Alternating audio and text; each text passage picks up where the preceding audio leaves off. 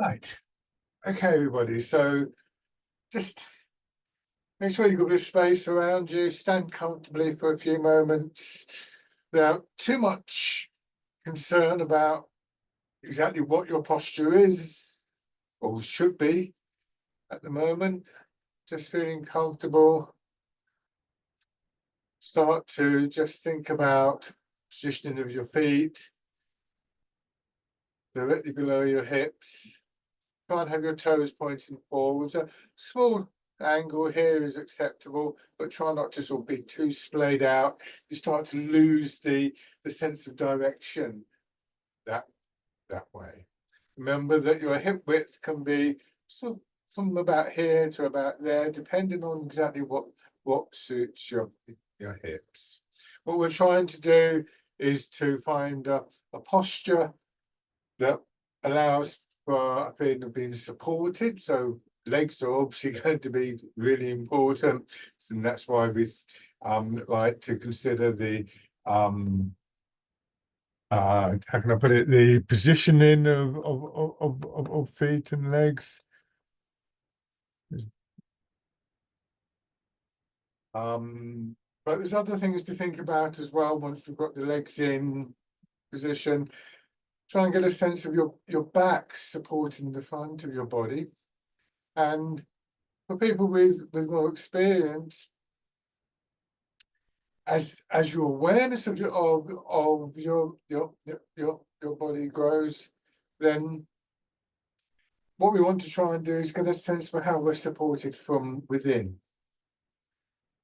And that can start with an awareness of your skeleton, but also involves things like the alignment of your body with the pull of gravity and so on.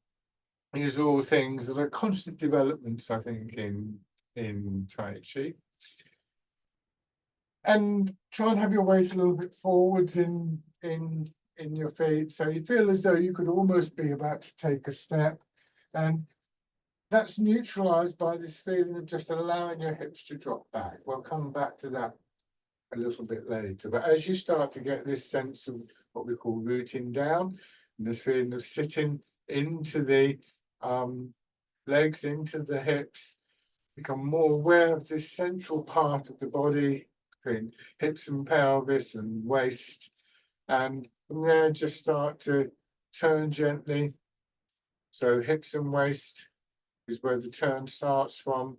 That movement will feed up into your ribs and into your shoulders and eventually move your arms.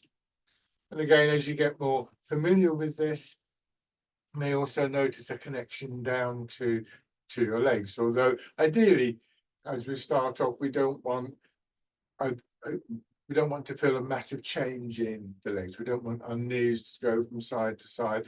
We don't really want our weight to shift. A nice loose feeling in your back and your shoulders as much as possible. And that too will relate back to what I was saying a few moments ago about our structure. And alongside the significance of the physical changes goes the drawing in of your attention, the focusing of your attention, the quieting of your thoughts, however you like to think about it. Don't try and stop yourself thinking or block your thoughts, but rather it's a gentle redirection, a sort of chivying of your thoughts into particular areas. So as you get distracted, which is normal, very common, what you want to start to do is to just, as you recognize that, just think about your feet, think about your hips, bring your attention back. And there's no real limit to how many times we should be doing that. So whenever you get distracted. So there's this idea of a return.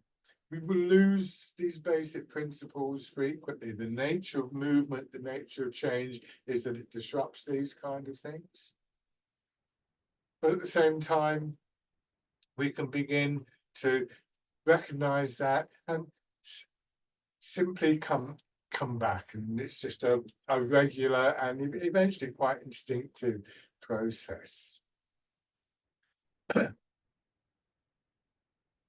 It's worth just for a short period taking note of those areas of the body which don't seem to be quite moving, and there's probably a few of them, especially sort of start of the week, start of the day, and just be patient, give time for the movement itself to begin to dissolve those parts that don't respond directly to that are worked with over a period of time, again by adjustment of posture, and through the associated quality of intention associated with attention. It's sometimes hard to make a distinction between the two. We need to be intentional in terms of bringing the focus of our attention to particular areas of the body, but also intention itself does require attention. So that rather than seeing it as a linear process, see it as a kind of circular process.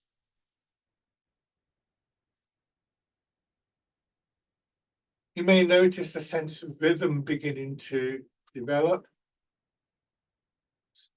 a rhythm that your body begins to resonate to quite naturally.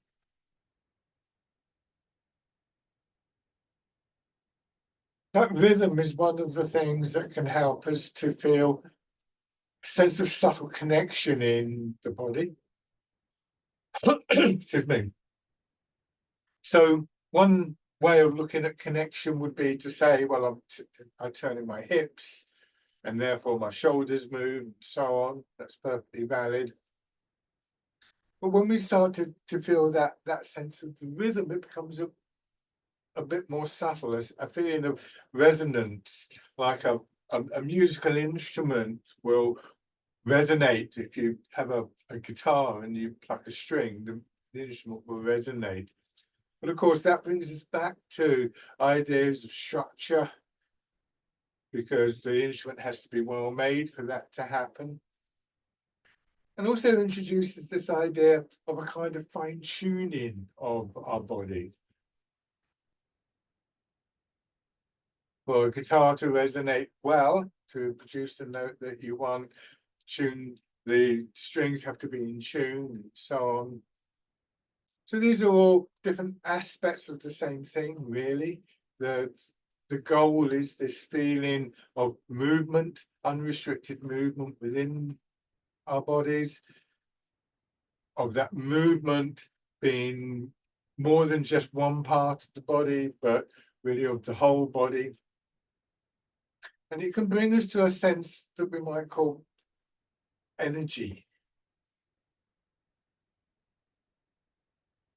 The mechanical connections are an important part of this, but they're not the whole story. There's this sense of flow and movement through those connections. You have to have the connections for the movement to flow through, of course.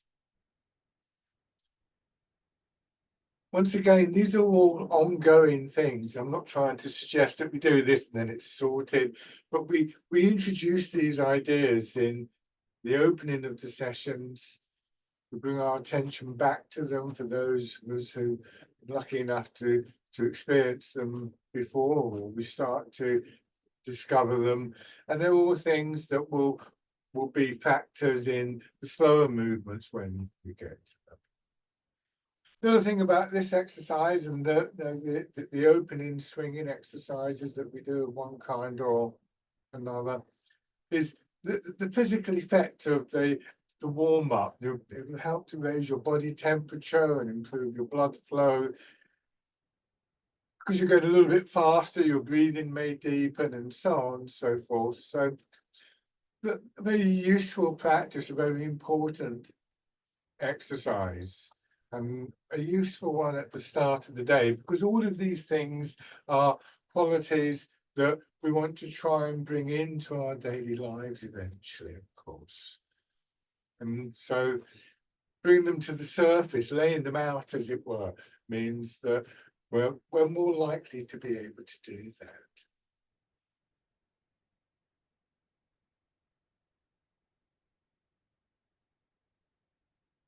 Turn your hand palm forwards, raise them up a little bit.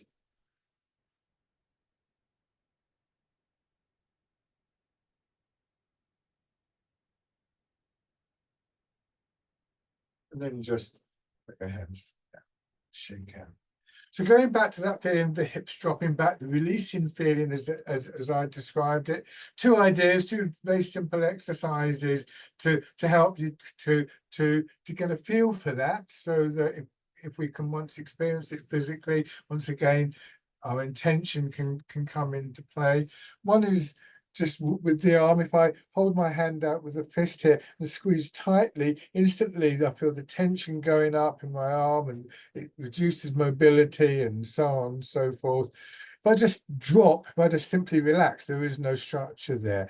But if I do this, if you watch carefully here, I just open up my fingers and a little kind of hole appears there. And that transition from the tight fist to the more open fist is one way of becoming familiar with the feeling, the quality of releasing or letting go, softening. There's various ways it can be described. The other way is just a bit trickier in some ways. You may find you get a bit wobbly doing this, but just standing up straight with knees gently locked and then simply dropping down from here to here. This is where you may find that you drop down and sort of wobble around if you haven't got the alignment. Don't worry about that. You can always hold on to something, a wall or something. And the key thing here is simply the drop.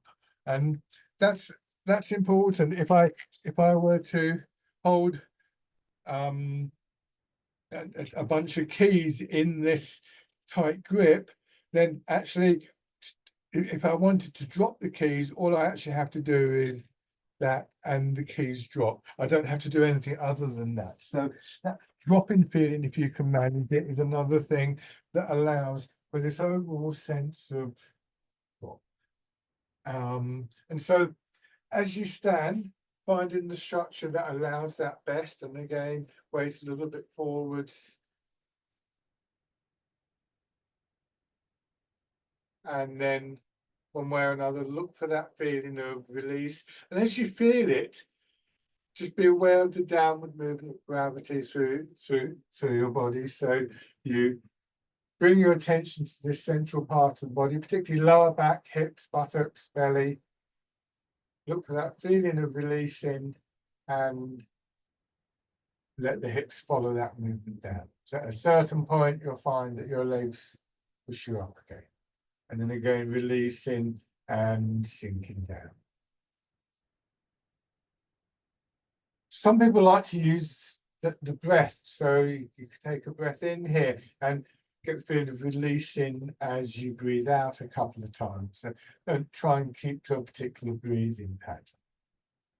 And again, people with more experience, see if you can apply that releasing feeling, not just as you think, but just at the moment when you start to feel yourself being pushed up, so that you're not clenching your muscles to push up.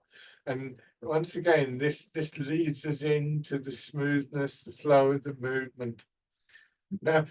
Now we can bring our hands around, so you're cradling the ball, fingers pointing towards each other, and as you push up, elbows going out and the ball is lifted, and then hands on top of the ball, pressing down.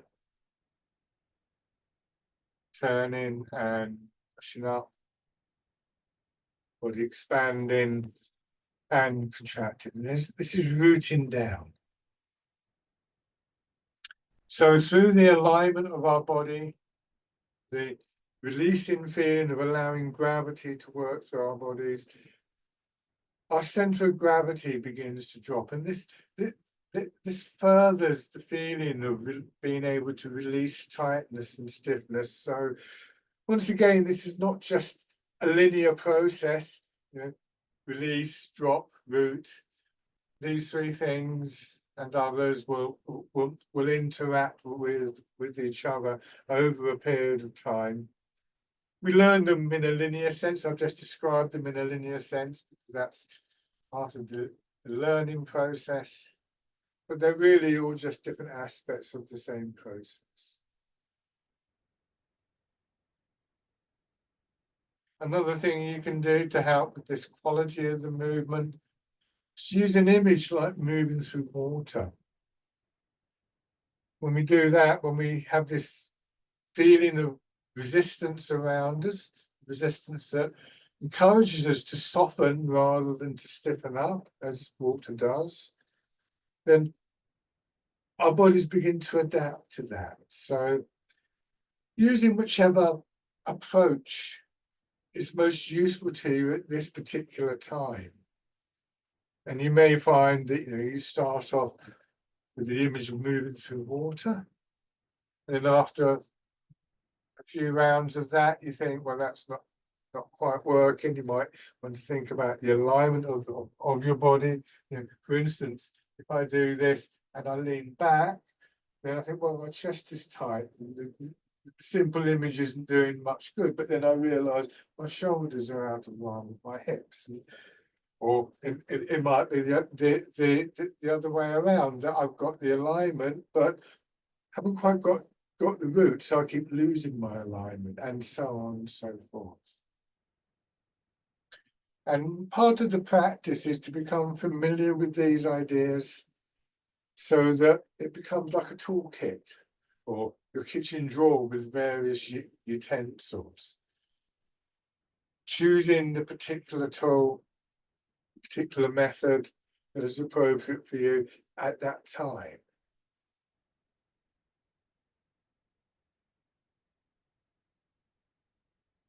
And these all become things that we can, again, anchor our attention with. So parallel to this whole physical process is this gradual sense of quietening in our thoughts.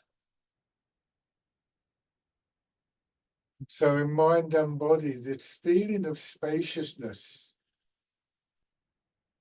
begins to develop, space in which the energy can flow, in which we're just able to both observe and to apply intention to movement.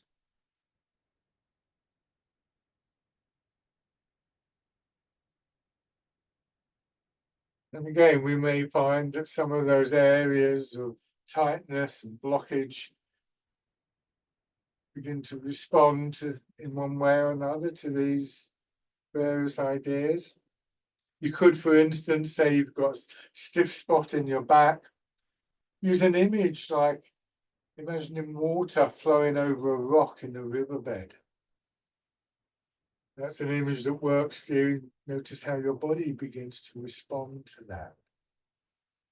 Could just be the memory that it doesn't have to be tight, that yesterday or last week there was more movement there. How did that feel?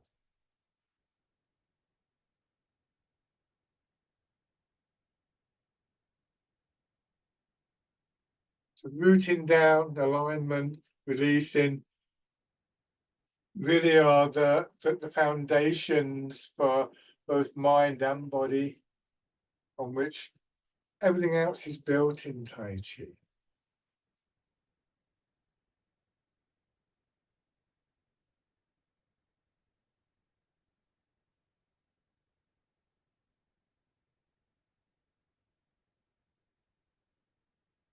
So from rooting down, same action in hips and legs, turn your fingers out, going into the movement, the wild goose. Once again, the image may offer some kind of quality. At the start, at least, don't let yourself get distracted by the images, though. Sometimes an image can start a train of thought that pulls us away from a sense of presence in the movement. Or it may be an image that we don't quite understand. There may be a time and a place to investigate those images, but at this point, just let the image pass by. Find a different image, a different approach to encourage the movement. Now let your hands drop down, crossing in front of your belly, and push up, elbows being pushed out, drawing your fingers around. This is parting the clouds.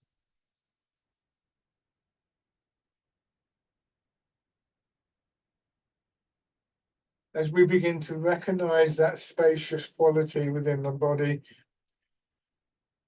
we move in such a way that allows the movement, the energy to fill that space, but not straining against it. So I may go to here, I reach the limit, I can feel the beginning of that tide. I don't want to push there, I simply withdraw. And like again, like water flowing over the rock or eroding the riverbank, gradually we can start to feel that there's a change start to take place. So a softening and releasing of those tighter areas. We may find that we need to do more than that. So there is a tight spot in your back. Once again, are you maintaining your structure? Sometimes a more incisive image may be appropriate.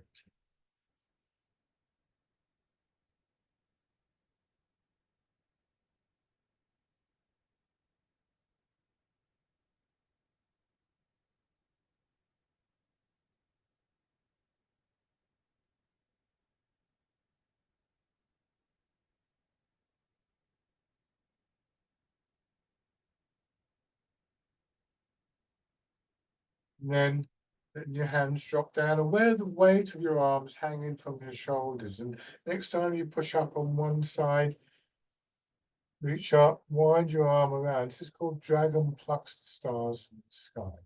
Let your arm drop down to its full length, bring your attention through the center of your body to the opposite side and repeat the same movement.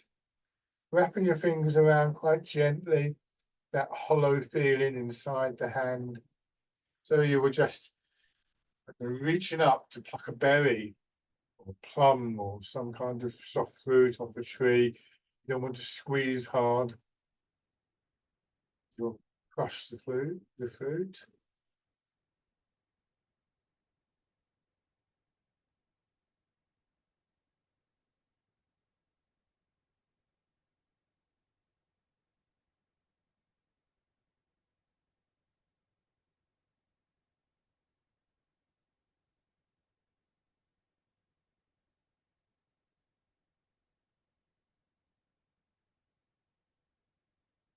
One more time.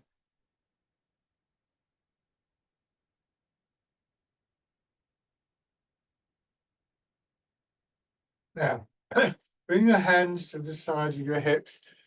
And was that, and just again, try and feel the weight of your arms here. Try not to sort of hold your arms stiff. Simply bending your elbows is sufficient.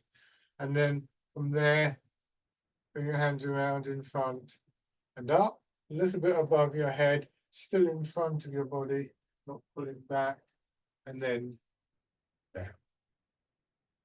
Give yourself a moment to register the weight of your arms again. Come up, and this time let your elbows drop and press out. Both of these movements, as we start to alternate them, return to the center, feel the weight of your arms, and then begin again. Try and turn your hands palm up if that's not too uncomfortable for you. And palm out. So there's a spiraling movement from your shoulder through to the palms of your hands.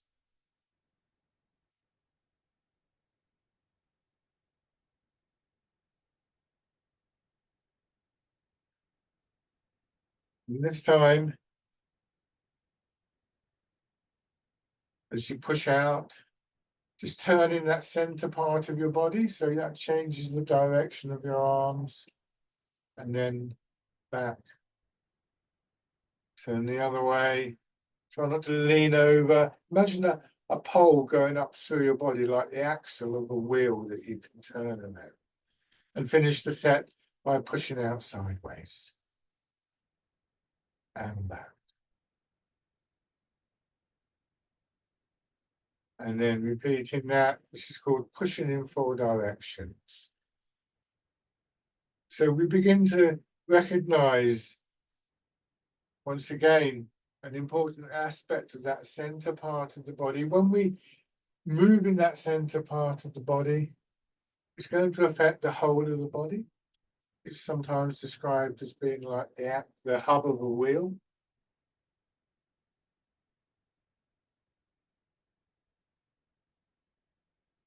Comes an increasingly important point of focus for our attention and our intention.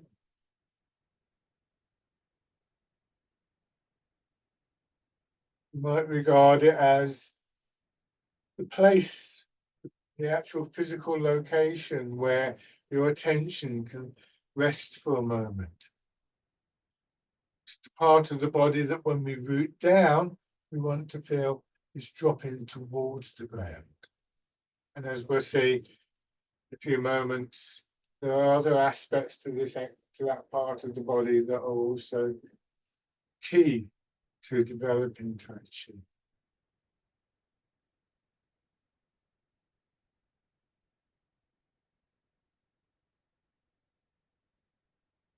Don't forget to just give yourself a moment here to feel the weight of your arms, to let body and mind rest in that sense of being rooted and centered.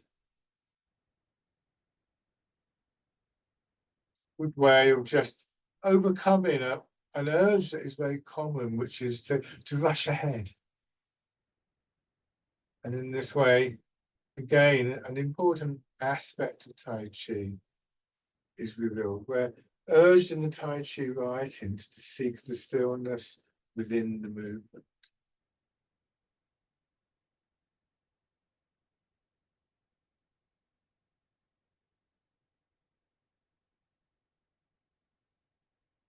One more round of this.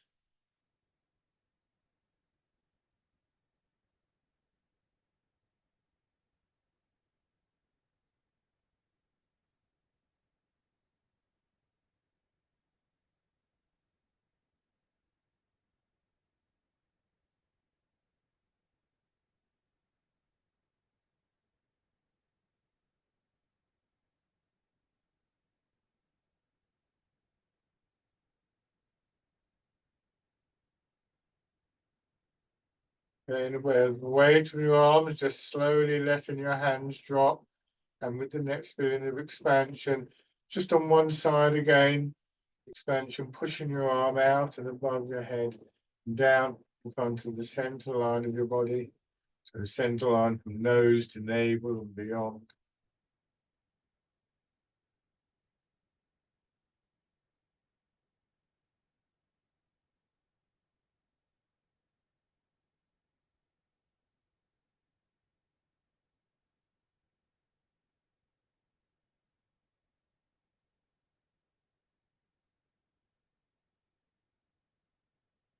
And then, if it's comfortable for you, once again, turning from the center, around that center line of your body. Only turn as far as you can without meeting resistance. That might just be a very small amount, that's fine.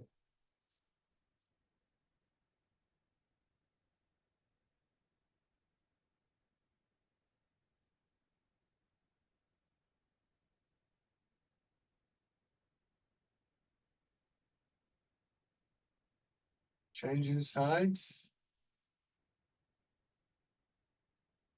Notice any difference between one side of the body and another. Once again, take a moment here just to feel the weight of your arm before you start again.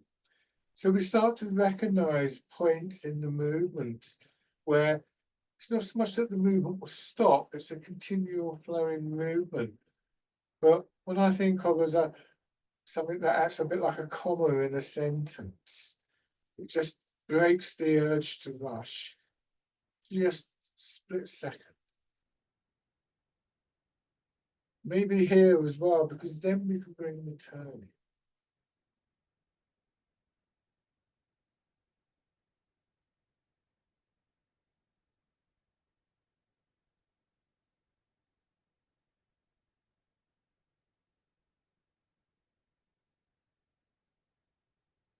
One more time.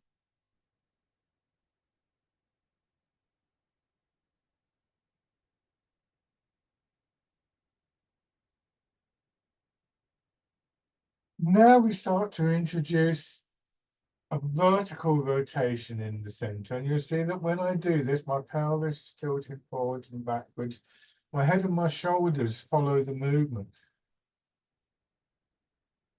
So we begin to realize that the alignment of our pelvis and the movement in our pelvis in this plane can affect the alignment of our body with the pull of gravity. If I am like this, I would tend to fall forwards. But in fact, what we're going to do now is very carefully, as I tilt the pelvis forwards, I also push my hips back and sink down. And then to come upright, I let my hips drop back. Gravity does that for me and brings me to the upright position, and then push up. I'm going to do this quite big, hopefully, so that you can see what I'm doing. But just be careful of your knees and your back. Again, it could be quite a small movement. Again, significantly from here, as you drop down, just give yourself a moment to feel the weight of your arms, maybe your shoulders drop in, push up. Quite often when we come to the upright, we've gained a little bit of tightness, a little bit of stiffness. So we get to here and then just sort of dropping down before we push up. That was exaggerated. But again, let me show you. Maybe I've come up here, and as I come up, my shoulders are tightening. I take a moment, my shoulders drop, and then push up.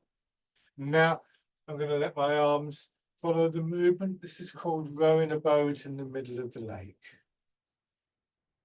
Go forward with my shoulders as the hips are going back. My arms drop down. I come to the upright position. That little moment of just releasing in back and shoulders, and then pushing up. And arms following.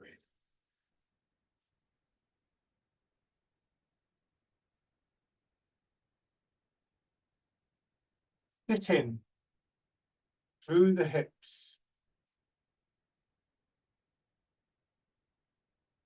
So it's not that nothing happened in those little moments of the comma. It's just that what's happening is often quite hidden. You can't really see it from the outside. So they're easy to miss, those movements.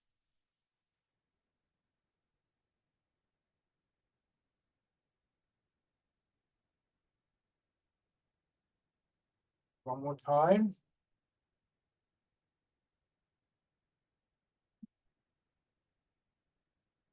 The next movement, as you come up, settle in, then you bring your hands palm down, turn horizontally, and then push the hips back.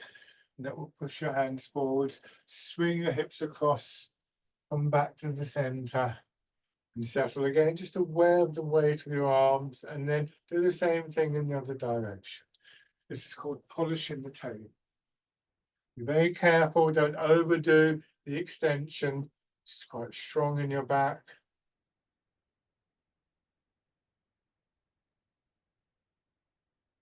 Nice and smooth and easy.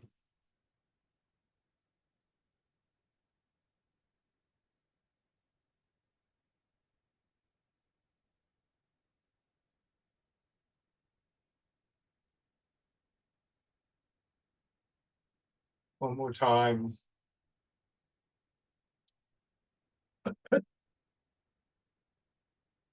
And then just stand again for a moment.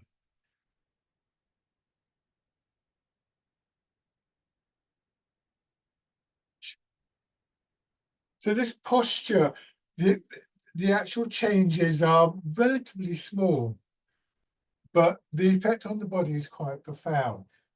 Again, if I exaggerate, my weight comes forwards. I actually allow gravity to pull my hips back to neutralize this feeling of being pulled forwards. This is where I start to come down, that releasing feeling around the center of the body, the thighs and your knees. And as I said, it's described as sitting. It's like, it's like you're sitting down, almost as though your pelvis would drop into the floor. And this change in the softening of knees and hips, taking the strain off the joints, will actually make the muscles of your legs work a lot harder. And so it takes time to physically condition our bodies to become comfortable in that position, and it's a position that we can begin to sustain more easily. It's the fundamental position and contains the fundamental qualities of all of the movements. Now, again, in the parallel stance, you can turn your feet out slightly for this one. Sit down and begin to move your weight from side to side. Taking a moment once again to settle. So 4 stages to this movement. 2 of them are clear. You can see my weight moving from one side to another. My shoulders and arms will follow that, of course, but my concern is what's happening in that center, from there down into the ground. So we literally become more centered in Tai Chi. This focus of attention, the center of our body, builds. And again, we can see that as a physical location where our attention comes back to. From there, down into the ground. And each time you transfer the weight, there's that moment of attention from center to the ground. And with that, that sense of releasing, of unclasping in lower back, hips, buttocks, wherever we feel the tightness, it just gives us that sense of connection to the ground that much stronger. And begins to lead into the counter movement, which is your body's response to that increased pressure. Imagine doing this on a trampoline or a bouncy castle. You wouldn't go 1, 2, 1, 2, 1, 2. You'd move across, you'd feel yourself sinking down, you'd feel the material of the bouncy castle, the trampoline giving, and then it would push you back, and that's when you move across. So another important element in this progression of releasing, rooting down, so on, is that it is actually the way that we begin to build movement, to build the energy coming up that is then directed and shaped through the center of the body. We feel the pressure there, we allow it to move our center across. We feel pressure of the rising energy, we allow it to move our weight across. In that moment when you're settling, just settle into your left foot, so mirror my movements, push your right knee forward. So that means the heel will come off the ground, and as you do, turn. Turn around that central axis of your body. So you go across into your right foot, you push the left knee forwards, you can move across a bit more, you align your head over the leg and turn. So again, we see what I described as the comma in the sentence. It isn't an absence of movement. Perhaps regard it sometimes as a transition to slightly more subtle, less visible movements. Movements that we want to gradually become more aware of. And movements that we want to become intentional. And in the first instance, that means really applying our attention and our intention to that. Time that will become much more intuitive. Hands again at your sides, again aware of the weight of your arms. And this time, as you go across, push the fingers forwards and just upwards slightly, as though you're hitting a ball up in front of your shoulder. Turn your hand palm down. Bring your weight to the middle, facing the front. That brings your hands level. Do the same thing going to the other side, expanding through the left. Turn your hands, contracting in the left, expanding in the right. Rotate your arms here, so right hand is palm down, left hand palm up. And here, left hand is palm down, right hand is palm up. Don't do that too quickly. Sometimes it's very tempting. You turn your hands here and you're halfway across. Your mind's too busy and you think, oh, I've got to turn the hands. Wait until you've hit the ball and then come back. Don't rush. And this is an interesting movement because the very name of the movement, hitting the ball in front of the shoulder, and the intention, the image of hitting the ball, is one that implies quite a dynamic and quite a strong energy. So we begin to realize that through that releasing, softening, letting go process, whatever label you care to put on it, we actually begin to feel a different quality of strength coming through, one that again engages more of our body, not just certain parts, not just limbs or back or hands or arms, but the whole body, from feet to crown of the head, from the surface of the skin to the depths of the skeleton.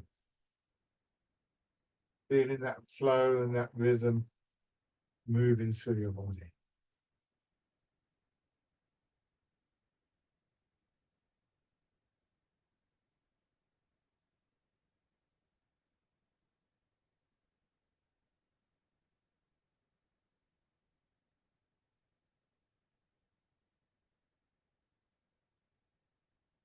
One more time.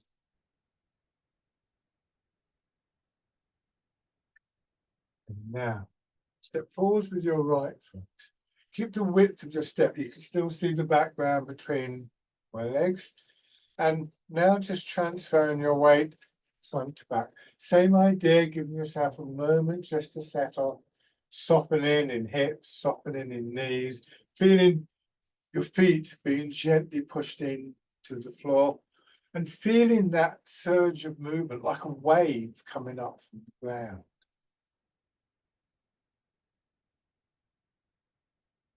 And again, if we imagine we're moving through water, that can also help with the flow and with the cultivation of that stronger feeling, what we would call in Tai Chi internal strength. This is a different type of strength to how we normally think of strength. It requires good conditioning on the part of the muscles, but conditioning to allow them to maintain a state that is elastic, that is supple, and that is able to transmit the movement, the energy. And you may also notice a change in the quality of the movement, the flow of the energy. That too becomes stronger. And it's difficult to describe, but one way that I sometimes experience that is the difference between if I hold my hand out and there's a soft breeze, I can just feel the breeze flowing over my hand and brushing the hairs on the back of my hand. And then the change is when I start to feel it's more like water flowing over my hand. It's just a little bit of cohesiveness there, a little bit more of a connection.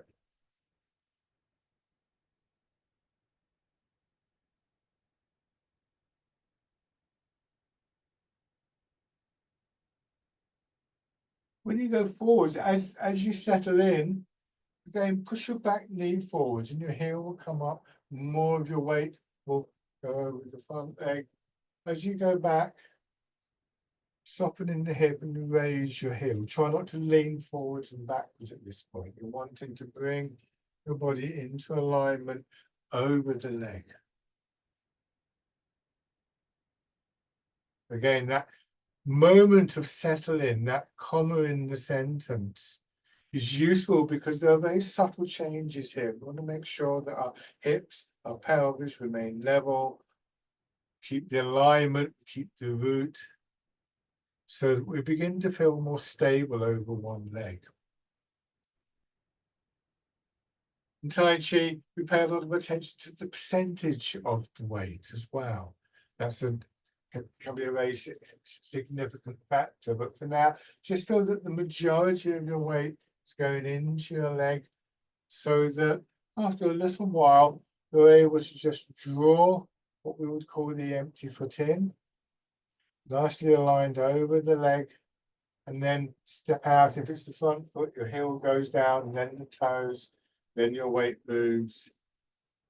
If it's the back foot, it's the ball of the foot, then the heel. So don't think in terms of balancing on one leg. Balancing is a very frenetic activity sometimes. Establish your root, your alignment through one leg. Make sure your posture is good and so on. Using those ideas that we've been repeating throughout the session. And you'll find that you become more stable. Try that with your other foot forwards. Back foot is turned out. And then here, you'll notice that my front foot is pointing forwards at the moment.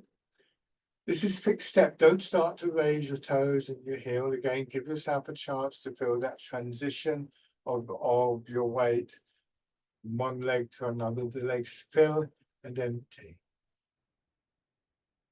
Try not to resist that movement.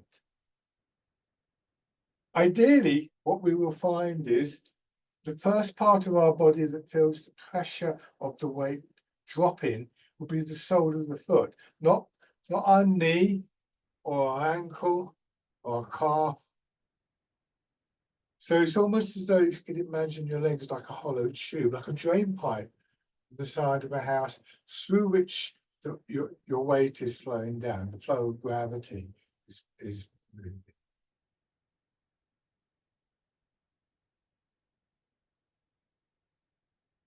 Now, again, you can begin to raise toes and heel.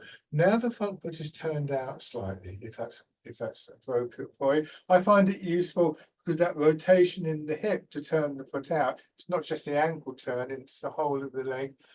Creates a bit more space in my hip for that movement downwards and for the resulting movement upwards, because remember, we feel the push up. And then, again, stepping in. Don't feel you have to stand on one leg. You could just easily put the toes down, and that can give you the chance to align yourself. It's not a race or a competition. Take your time. Then we're going to take a few steps through. You can go forwards or backwards to you. Wherever you've got the space. But either way, you bring the foot in, forwards or backwards, and then out before you plant the foot down.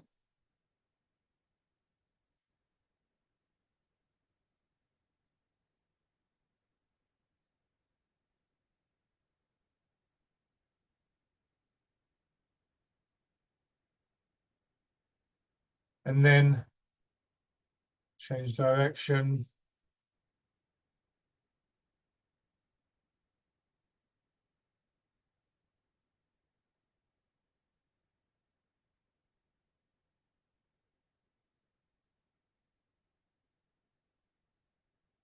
And bring your feet back.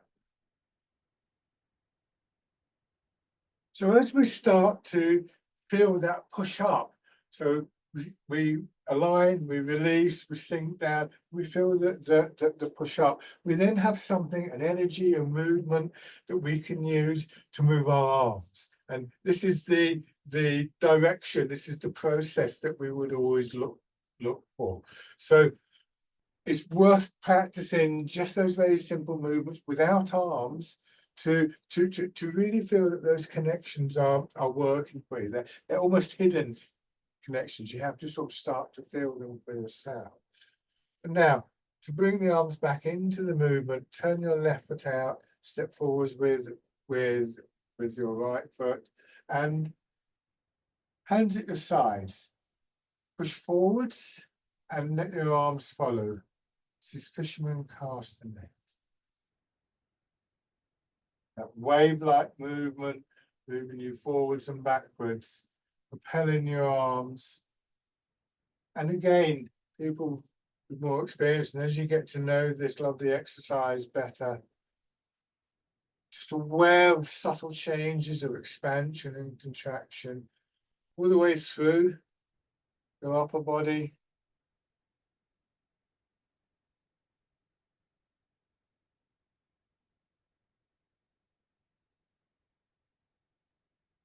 Actually feeling that your intention picks up on that and encourages those changes.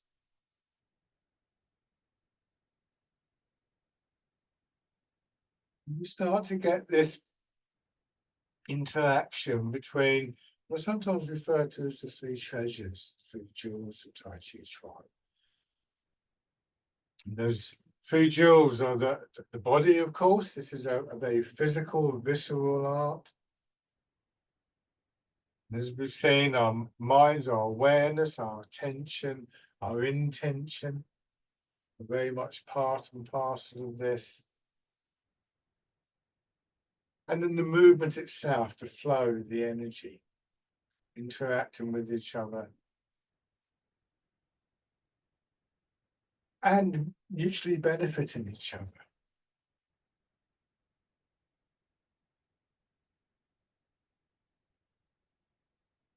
Now, as you settle into that front leg and the arms swing through, simply turn to your left. That will swing your arms out to the sides. Go back, letting your hands drop down. Settle into the back leg. Turn. This is called wind blows the willows. So we start to settle down. We feel the push up. We don't let the hips come up, but we feel the movement expanding, pushing the arms up. And then the other side, direction. Combining that pattern of expansion and contraction, transfer of our weight, the rotation in the center part of the body, all important elements in a slightly more complicated movement. Try not to just focus your attention purely on what's happening in your arms.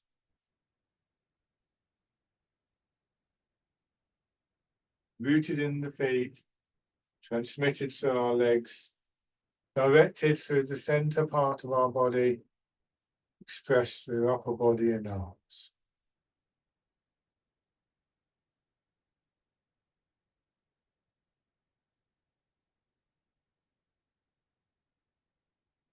Okay. Try those two movements on the other side. So your left foot forwards, starting with fisherman castanet. Try not to lead with your arms. If I exaggerate slightly, as I go forward, my arms stay behind. And it's as I settle in to the front leg that the arms swing through. And same thing going back. What I don't want to do is to lead forward with the arms. That would start to pull me forwards. And again, I would lose that connection and that sequence from ground to fingertips.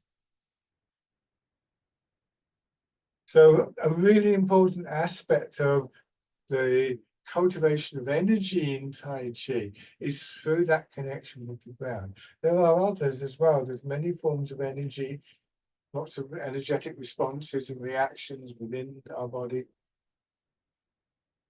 But that connection to the ground is a very primary one in Tai Chi. Now, go forwards, we feel that surge, that wave-like movement coming up, and we allow it to push our arms out, and we turn in the center of the body to direct the arms. And again, as you get more used to this, not just the physical turning in the center of the body, but the memory of the movement. Wind blows the willows, maybe the imagery of the movement. All of them become focused through that central part of the body as part of the process of directing and guiding and shaping the movement.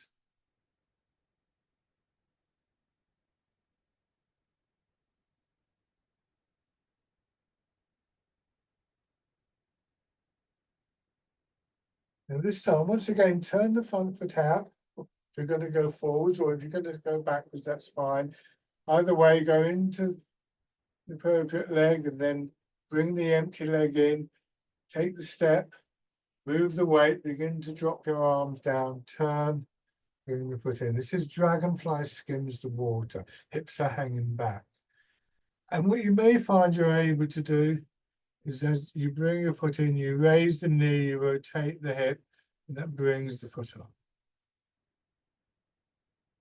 Plant the foot, and don't do this if you're wobbling around. It's not worth it. Just keep your toes down. Be patient. You can work on that stability over a period of time. There's no hurry. Dragonfly skims the water. I'm going to change direction now, because otherwise I'm going to bump into things.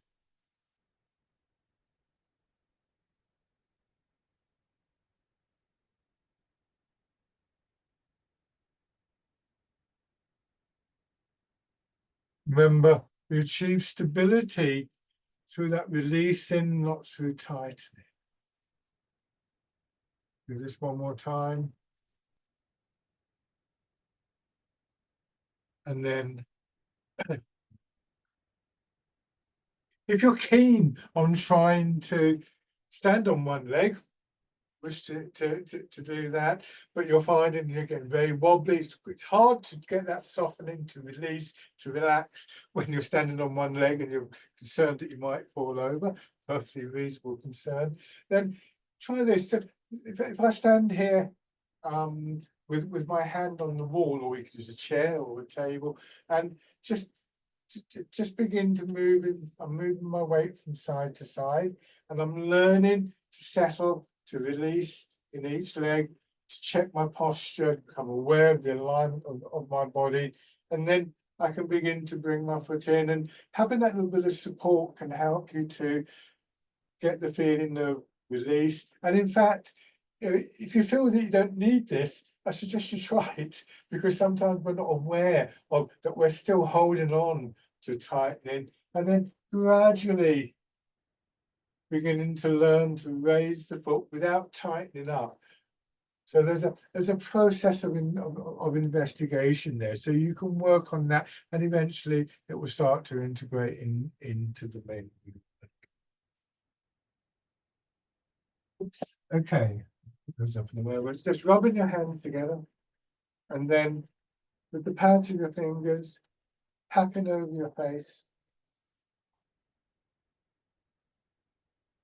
over your head and neck, down to one shoulder and your arm. This is another good way of focusing your attention into your body. Do this on the other side. It also helps to release tightness, warm yourself up.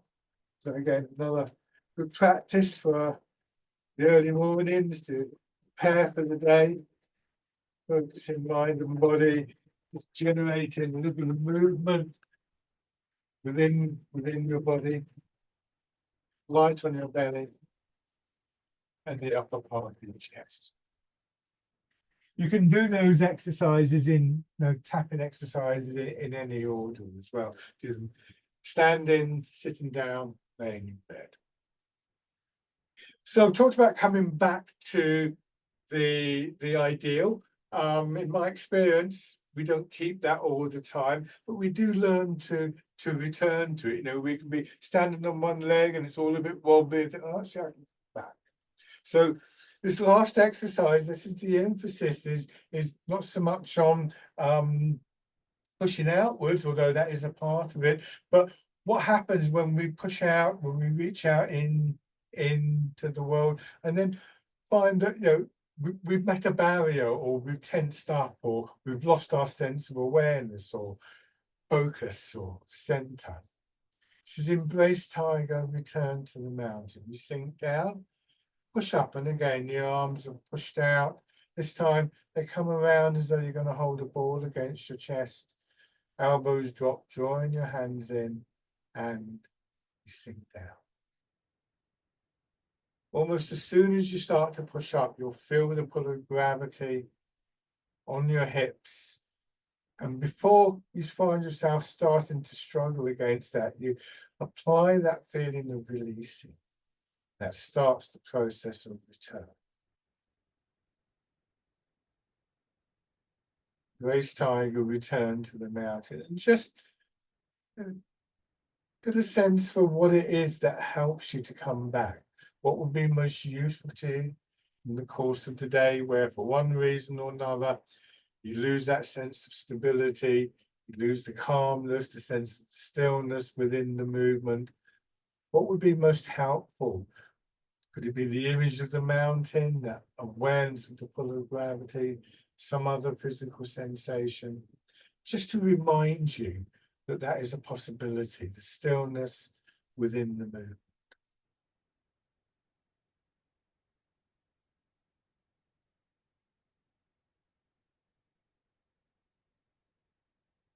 One more time.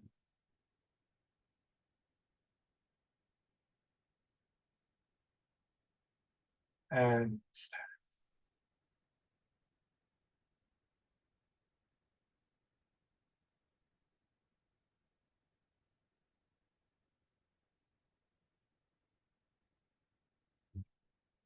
Thank you very much, everybody, for watching and joining in. As always, if you have any questions, please do feel free to email me and I'll do my best to answer them.